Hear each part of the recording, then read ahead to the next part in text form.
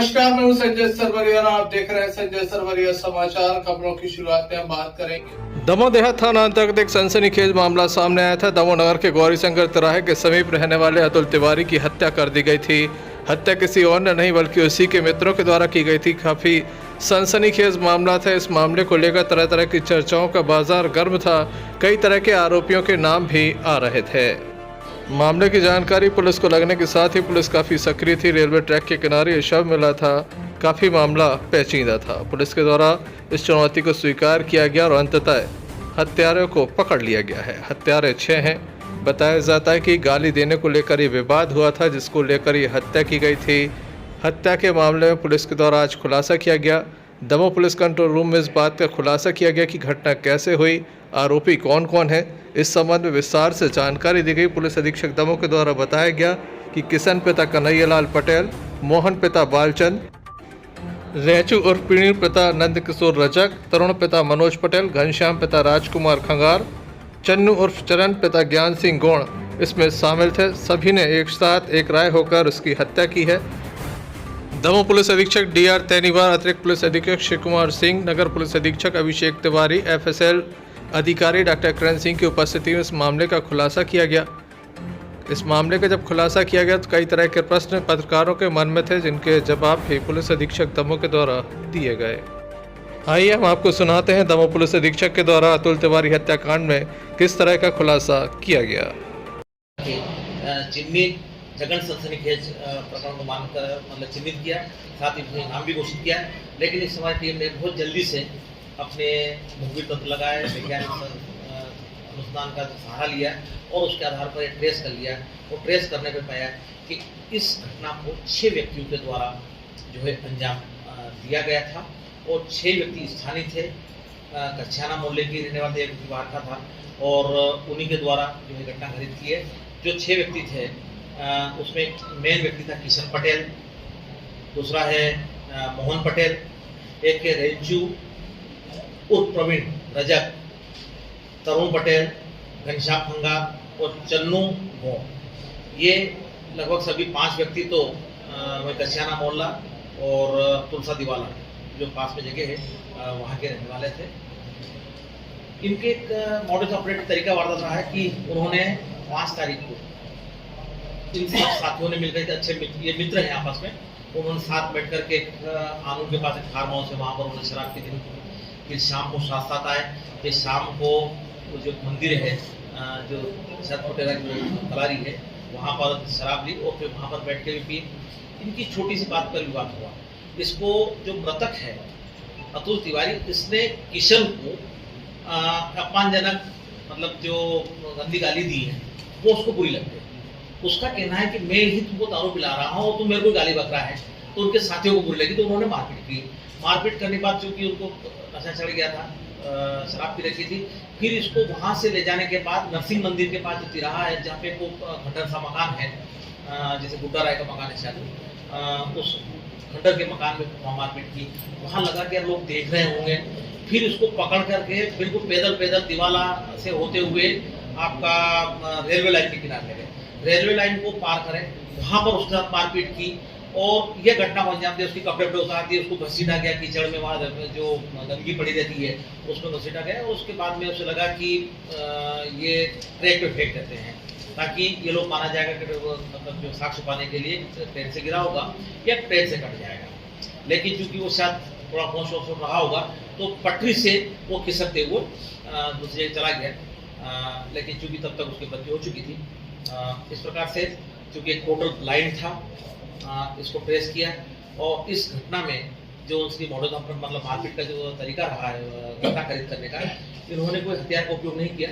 लेकिन 3 व्यक्तियों के पास जो किशन और ये मोहन है और तो इन्होंने अपने पास जो बेल्ट है पहनने का, उन बेल्टों से पहले मंदिर गेट में मारपीट की और स्पॉट पर भी इन्होंने बेल्टों से मारपीट की। बेल्टों से, जूतों से, अपने पैर के जूते और लात घूसों से मारपीट की। इसकी वजह सारी चोटें जो है वो बेल्ट की और जूतों की चोटें हैं। इस प्रकार पे कान पे, आंख पे, मुंह पे, शरीर पे जो चोटें हैं वो। और कपड़े चूंकि खराब गंदे हुए तो कपड़े निकाल के उन्होंने फेंक दी। घटना के स्वरूप को बदलने के लिए ट्रेन की पटरी के पास फेंकना और कपड़े फेंकना ये किया गया। और जिस गाड़ी से इसको लाए गए बिठा करके, वो गाड़ी भी एक स्कूटी है, एक मोटरसाइकिल है और उनकी प्लस जो बेल्ट है जिससे उन्होंने घटना घटित की गई वो से बरामद की गई। आरोपी के द्वारा पूरी घटना को जो है उन्होंने स्वीकार कर लिया गया है।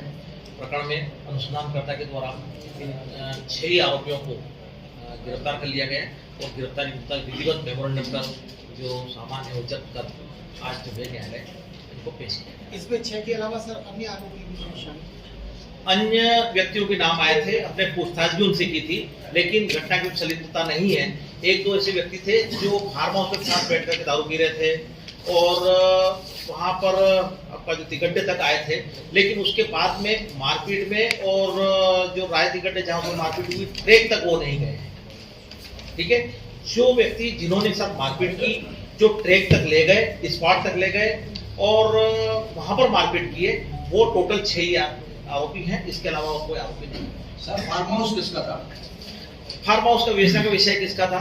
आनू का कोई फार्म हाउस मैंने तो देखा है, वो विवेचना में क्लियर हो जाएगा। सर आरोपी 6 थे और एक जो मरने वाला मृतक था, तो 7 लोग 2 अभी बात कर, आप प्रश्न जो भी कर रहे हैं सर, एक मिनट मेरी बात पूरी हो जाने दो। इसमें एक व्यक्ति का जो आपराधिक रिकॉर्ड है मोहन पटेल का, ये पहले लूट में हुआ था, लूट कर चुका था और बाकी जो शेष लोग हैं इनका पहले अपराध, इनके अन्य किसी प्रकार के कोई गंभीर अपराध नहीं है।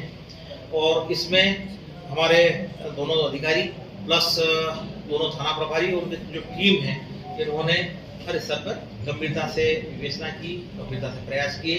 आरोपियों को दस्तयाब किया था, 2 अलग-अलग जगह थे जहां सूचना मिली थी, वहां पर जाकर रेड किया, आरोपियों को दस्तयाब किया और कार्रवाई। मृतक मरने वाला, तो 7 लोग 2 वाहनों में कैसे आए वहां? ये जो एक पे मोटरसाइकिल जो आप फुटेज हमें मिला है उसके आधार पे एक में 4 बैठे हुए थे, एक में 3 बैठे हुए थे। सर नशा काय क्या करते थे सर? शराब का। अब वो 1-2 गांजे वाले भी हैं, लेकिन मेनली शराब। सर इसमें वाहनों के जो नंबर है आरोपियों के, तो उनके नंबर नहीं दिए। वो कुछ विवेचना विषय होता है, गाड़ी बरामद हुई, नंबर आपको अलग से उपलब्ध करा देगा। नहीं, इसमें क्लियर कट है। पूछताछ के लिए जो अन्य कुछ सीसीटीवी फुटेज में दिख रहे थे जो पास में खड़े हुए थे या संलिप्तता थी, किसी ने परिजनों ने संदेह किया था, जो भी कारण था संदेह के आधार पर अन्य लोगों को बुलाया जरूर था। लेकिन जब समग्र पूछताछ हुई, क्रॉस चेकिंग हुई कि मारपीट में घटना में इन्वॉल्व कौन है, घटना क्यों किस प्रकार किस तरीके से की गई, तो उसके आधार पर जो निष्कर्ष निकला है अनुसंधान के दौरान और हमारे पर्यवेक्षण में, उसके अनुसार ये 6 लोग सामने आए जिनके द्वारा घटना भी स्वीकार की और सभी के द्वारा स्वीकार किया कि हमारे द्वारा घटना की है। और जिन व्यक्तियों को पूछताछ के लिए बुलाया है, तो एक तो वो इनकार भी कर रहे हैं, साथ ही इन मुख्य आरोपियों के द्वारा बताया गया सब इनमें इनकी संलिप्तता नहीं थी। अनुसंधान अभी भी जारी है, उसके बाद भी लगता है कि किसी न किसी प्रकार से इनका इन्वॉल्वमेंट है, तो वो तो ऑप्शन खुला है। नहीं, जिनका फार्म हाउस था, मुझे मालूम नहीं, लेकिन शायद राय का फार्म हाउस होता है, तो जो फार्म हाउस है वो साथ में नहीं था, वहां पर उन्होंने बैठ के पिए और जो तिगड्डे पर इन्होंने अलग से बॉटल ली है और वो बुला करके पिया था, वो साथ में नहीं था। हाँ, फिर ये जो नरसिंह मंदिर के आगे जो तिराहा जो आजकल भागवत हो रही है, वहां पर एक खंडर सा मकान है, शायद गुड्डा राय का, वो खंडर का मकान गुड्डा हो सकता है। नहीं सर, वो जप्पू एयरवाल का मकान है जो हिस्ट्री सीटर है। अच्छा, तो अब हमें जो बताया गया वो वैसे बता हो सकता है कि क्लियर रिवेशन है। तो लेकिन जो तिराहा है वहां पर जो टर्निंग पे जहाँ पे फिर गाड़ी नहीं जाती है, हमने गाड़ी नहीं रोकी थी और वो टूटा मकान है, हो सकता है हमें किसने बताया कि गुड्डा राय का है वो, लेकिन हो सकता है कि वो एयरवाल का मकान हो, वो इसमें स्थिति और क्लियर कर देंगे। लेकिन वहां से फिर करीब आधा 400-500 मीटर पैदल जाना पड़ता है, गली होते हुए दीवार आएगा, एक मंदिर आएगा, वहां से फिर रेलवे लाइन आएगा। सर ये रात कितने बजे का घटनाक्रम है? ये तो मेरे ख्याल से करीब 1.5-2 घंटे लगे हुए हैं, मतलब जो 6-7 बजे से 9-10 बजे, और कुछ लोगों ने देखा भी, वहां से भगाया भी था, और लेकिन इससे वो अंधेरे में चले गए बाद में रेलवे लाइन क्रॉस करते हुए। और चूंकि ये भी बात सामने आई है कि जो मंदिर के पास जो तिराहा जब मार्केट की बहुत सारे लोग देख रहे हैं, कुछ डांट भी रहे, क्या कर रहे, झगड़ क्यों रहे, तो उन्होंने कहा कि अपने मोहल्ले में ले चलो। फिर इसे कछियाना मोहल्ले में, जहाँ पे आरोपी के मकान है सारे, ऑलमोस्ट कछियाना मोहल्ले में आरोपी मकान, एक मकान तो रेलवे लाइन के पार मोहन पटेल का भी खेत में मकान की है, मोहन पटेल का मकान दमोह देहात क्षेत्र में रेलवे लाइन क्रॉस करने के बाद मकान। आपका इशारा शायद सौरभ का होगा जी, उससे हमने पूछताछ की गई है। सौरभ जो है शराब पीने तक था, उसके बाद जब वहां से नेक्स्ट स्पॉट पे ले गए जहां मारपीट हुई है वहां नहीं था, न उसके बाद वाले स्थान पे था।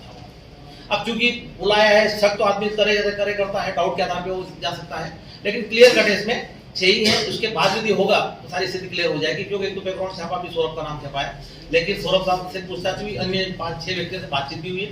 मेरी एडीसी एसपी और सीएसपी स्तर पर हर एंगल से इसकी बारीकी से पूछताछ अनुसंधान किया गया है। तो अभी 6 के अलावा अन्य की संलिप्तता नहीं है, और अनुसंधान के दौरान यदि बाद में पाई जाएगी तो उसमें कोई इशू नहीं है, साक्ष्य आधार पर काम होगा।